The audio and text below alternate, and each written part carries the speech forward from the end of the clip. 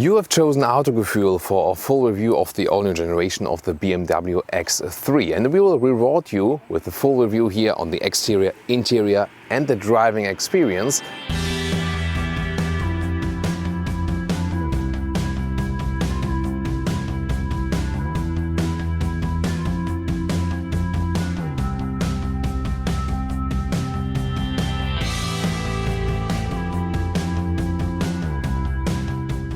The BMW double kidney has this active system that it opens or shuts on the inside depending on the cooling air needed for the engine.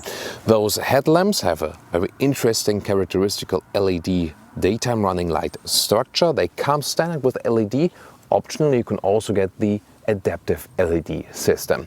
This is the so-called X-line, so has this crossover look, and also with the gray or silver accentuations already in the lower bumper. 4.70 meters or 15'4" is the total length of this vehicle. Here the X3 and the X4 is the same length, just the X4 is dropping down here in this coupe style form. You can also check out the full review of the X4 later on after we finish with this one.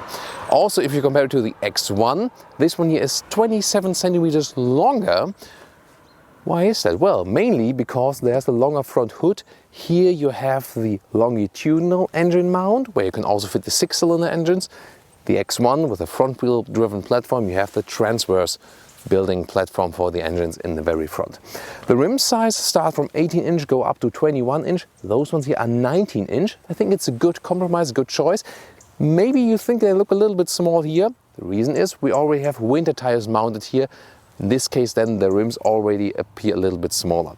This side breather here, air breather at the BMW Sunbelt, it's open and reduces the wind turbulences inside the wheel arches, but here just a design element, it's closed from the back part. In the rear the new generation has become more beautiful, I think, because those tail lamps are more horizontally drawn and have this new daytime running light signature. I think that's a good design job.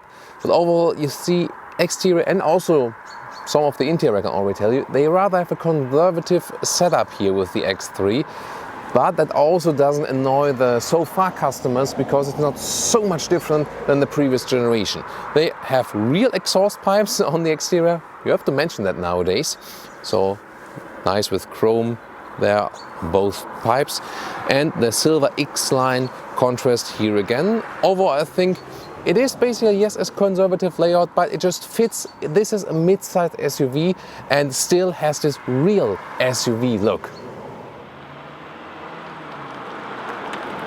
Wow, this has been properly cleaned.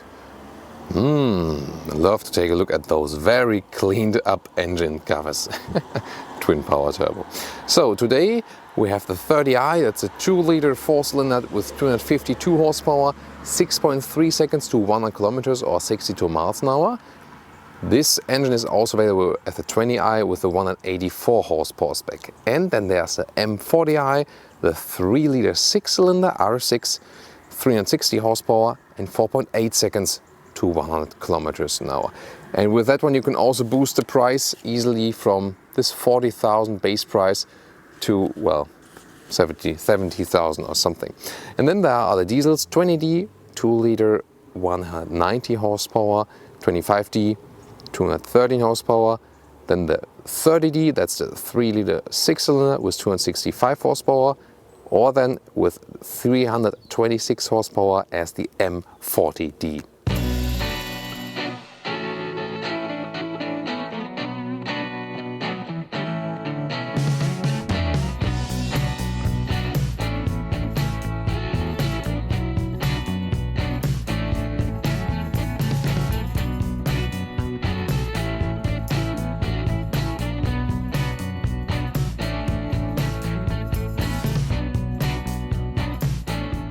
Now let's get inside, and it's such an easy entry. It feels already like a well grown up SUV, so you don't have to go a segment higher to have this feeling. You already get that here with a mid-size SUV in the X3.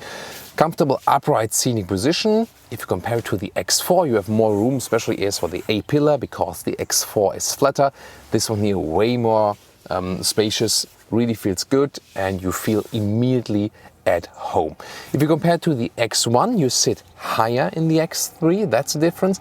And also the front hood is more voluminous, so a little bit limited view here to the front lower part, but it's still quite okay to see. Since all the windows are standing upright, you also have a good round view. And the infotainment system up close, you can see you also have a touchscreen function, but you can still control it with the central turning knob in the lower middle console.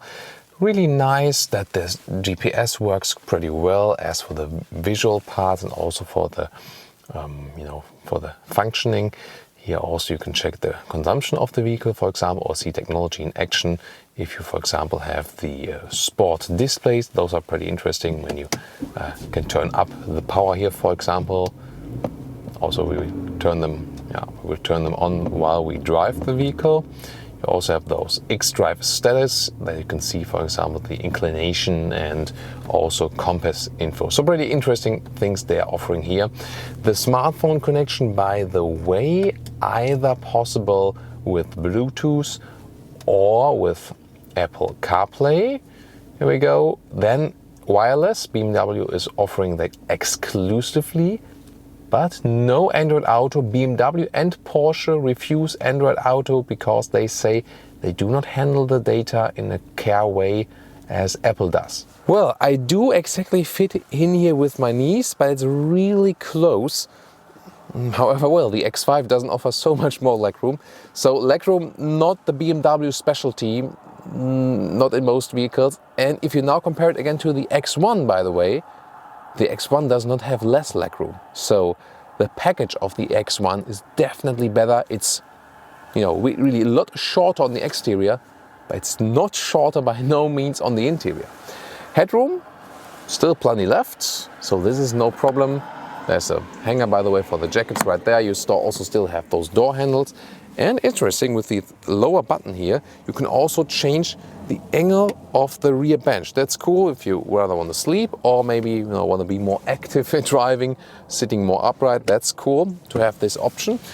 And you can also flip the seats already from here, this bench, but this will be also possible from the trunk area. The capacity is 550 up to 1,600 liters if we flip the seats very soon.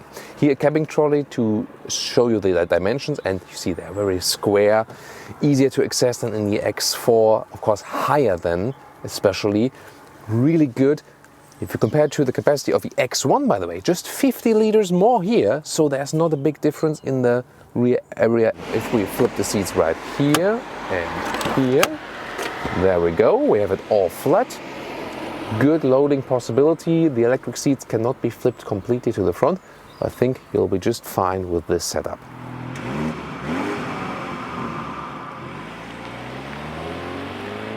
The sound insulation has been improved significantly. At the moment 100 kilometers or 62 miles an hour on the clock and it's really very silent and relaxing. Super relaxing. And also if we take a comparison to the BMW X4, which is basically the same vehicle, but here you have more room here on the A-pillar, as I said earlier. You feel more like in a travel mobile, like in comparison. The X4 really has this sportier approach. Also we drove the sportier suspension there. It has a stiffer setup with the standard setup. This one here, a more comfortable suspension. I really like that. Still, it remains a rather sporty BMW SUV feeling, so you don't have a very soft carpet ride. You still see here in the lane change have a sporty approach, even if you're just in the normal comfort mode. So also in the standard setup here with winter tires, 19-inch rims, it remains sporty. If you just keep it really low key, you can score figures as low as 6 liters on 1 kilometers.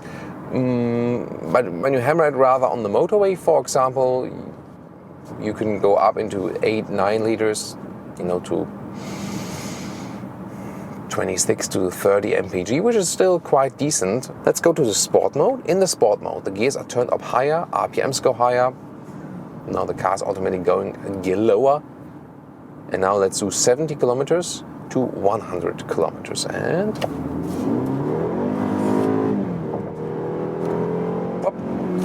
and that was already 100. So you can see with the 4-cylinder here, 252 horsepower, way more than enough power. Now, shifting back times, that took a second, but you can also use the shifting pedals. M8, so ZF 8-speed automatic gearbox, one of the best automatic gearboxes there is on the market. Then you can also shift back here, M4. You can also see I got the sport displays activated here in kilowatt power and Newton meters of torque. Pretty interesting for the co-driver maybe to look at. Now we're getting into roundabouts. Let's see about that. Agility. So here again, the steering wheel, yeah, luggage in the trunk is flying all over the place. So it gives me a good feeling, but it's not that I would say, it's not an SUV where I can say it's super much fun to drive it fast and sporty. And there is also an advantage then for the X1. The X1 is shorter, about 25 centimeters, and it's more fun to drive, it's more agile to drive. It was a little bit stiff with the M Sport suspension though, but without it, it's a good compromise. And now to our conclusion for today with the BMW X3. Well, on the exterior, it's already almost an X5 as for the exterior dimensions. Visually, of course, it's still shorter. And if you think about the X1 and the X4, X3 and the X4 are basically the same cars, just with a sportier setup for the X4 and of course this coupe style line. This one here makes more sense and it has more room on the inside, especially in the very rear, and is also softer in the ride. The X1 is a little bit more agile, has a better package, so a lot of room on the inside without being so tall on the exterior as this one here already. However, the X3 is more confident in the ride, has a little bit more comfort and also the higher seating position. And you also have the 6-cylinder capacity if you want so. Overall, it's one of, for sure, the best mid-size SUVs on the market, especially because they have increased the noise insulation here in this very new generation. What do you think? Tell us your comments right there and also join us with our next episode.